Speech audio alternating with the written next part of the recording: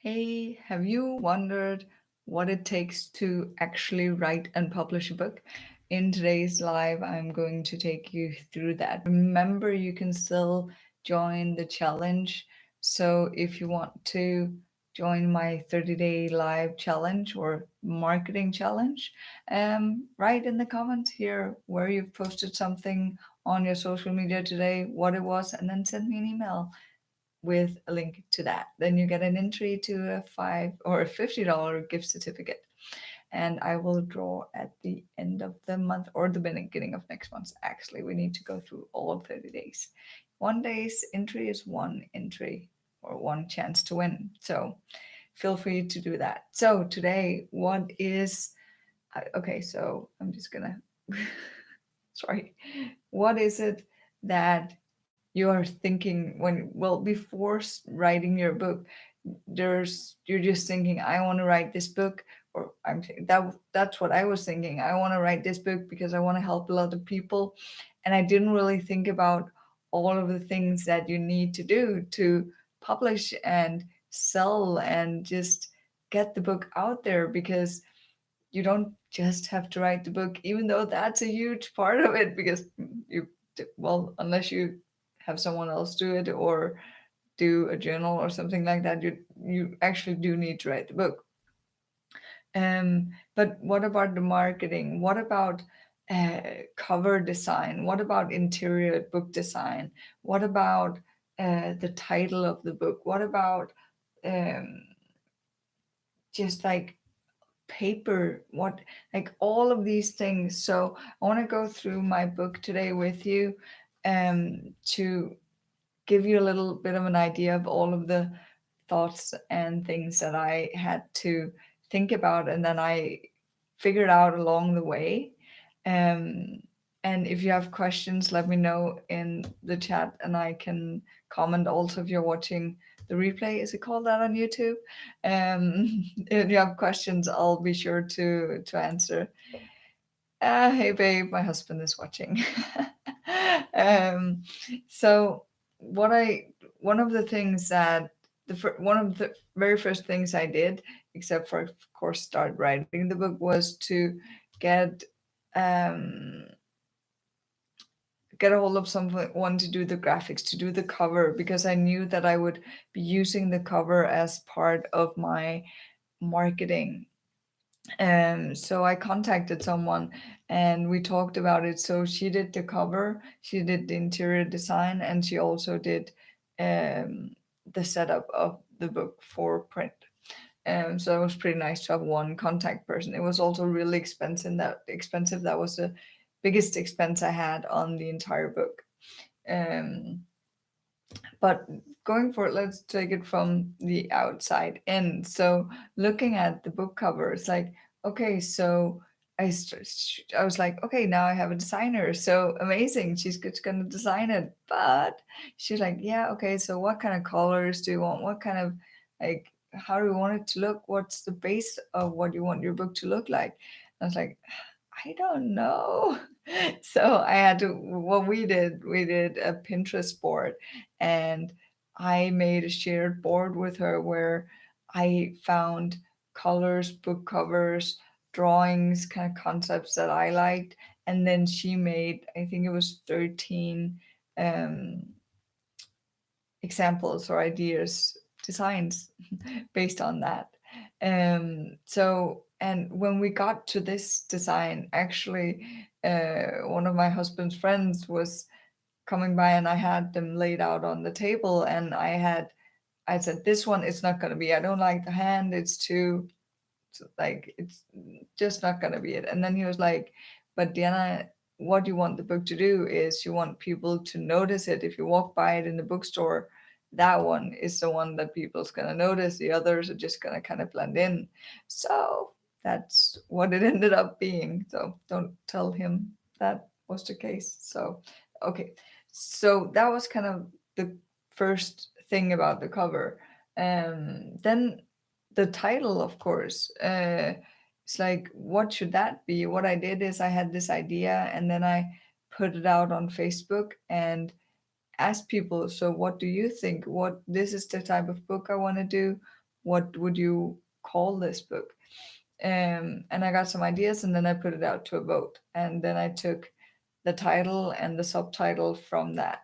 That was actually really nice to get the feedback on what is it that people understand from what I've chosen to call the book or wanted it to call the book, and what was it that they understood from it, and get that feedback. And of course my name. But then the next thing is for the book design, small things like, okay, so the designer could give me one thing, but then did I like it? Did I feel like something should be placed differently on the book cover? And we had like, it's so many details that you don't even want to know. Well, probably you probably do, because otherwise you wouldn't be watching this, right? Then there's the back of the book here, or the spine of the book. Like, okay, so also I need to decide, what should I have here, what's important for me. So I have the hand actually as a logo, my name, and then the title and subtitle. Because if it's in a bookstore or the library, you would need to be able to see all of that. Then the back of the book, so it has the ISBN number, then it has the website address. Then I decided to have, um, so here, from here down, that is, um, recommendations, reviews. That's the word. Reviews from my beta readers. So I got their permission to use those, and then of course um, a small thing about what's the book about. That's really hard to write as well, because even though I know what the book's about, getting all of the essential things in there, this is a sales pitch, because this is what people start reading. So when they found the cover and turn it around, that is your sales pitch. That's why the reviews are an amazing thing to have on the back of your book. So I would really recommend you to get those beta readers and have them give you reviews beforehand, because it's amazing. You also see this from when you see best-selling authors, and even on the day they come out, it's like really famous people have recommended it. That's because they've been beta reading it.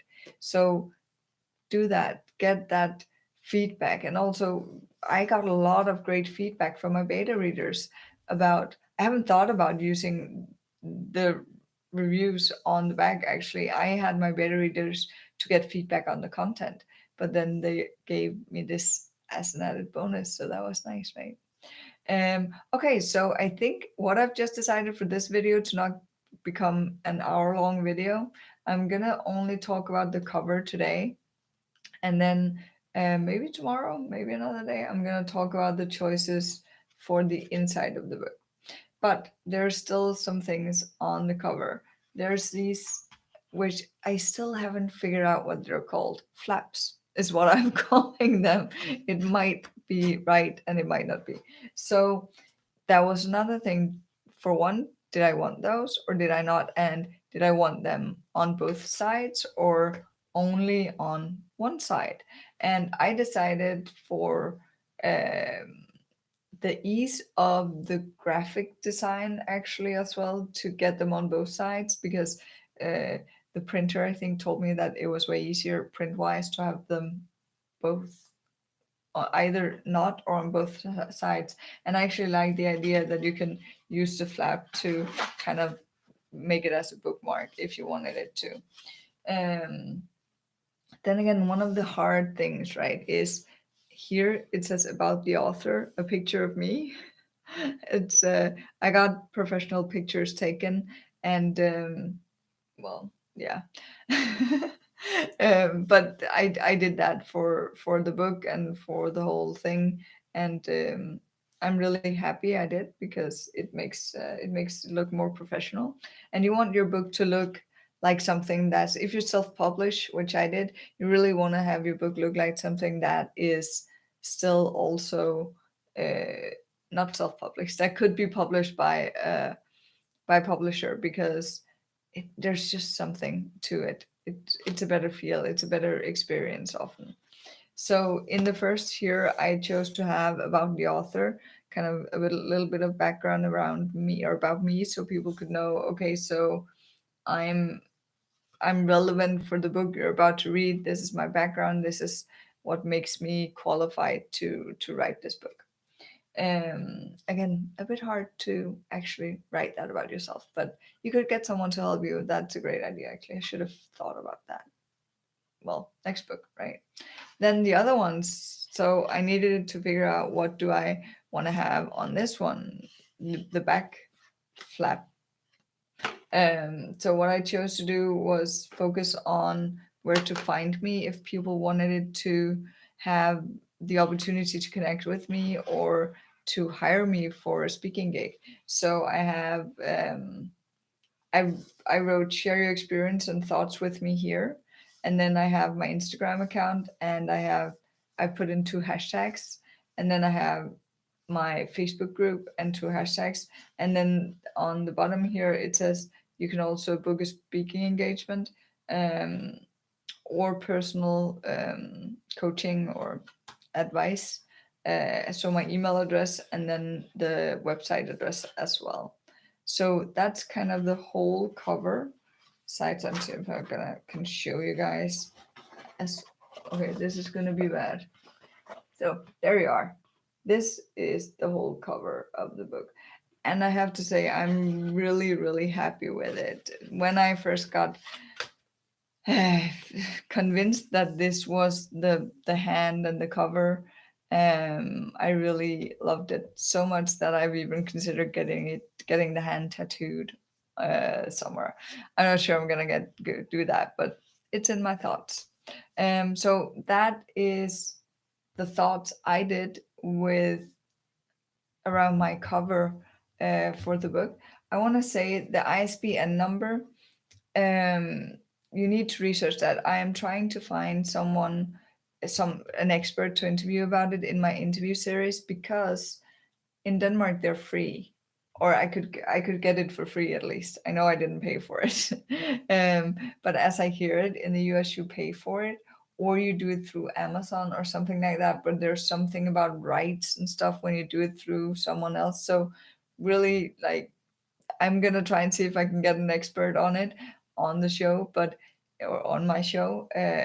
But if not, really do research that one before just doing something, because there might be some thing about the rights and about exclusiveness and stuff like that. Um, so yeah, so that's it. So this is my book, which I'm really really happy about.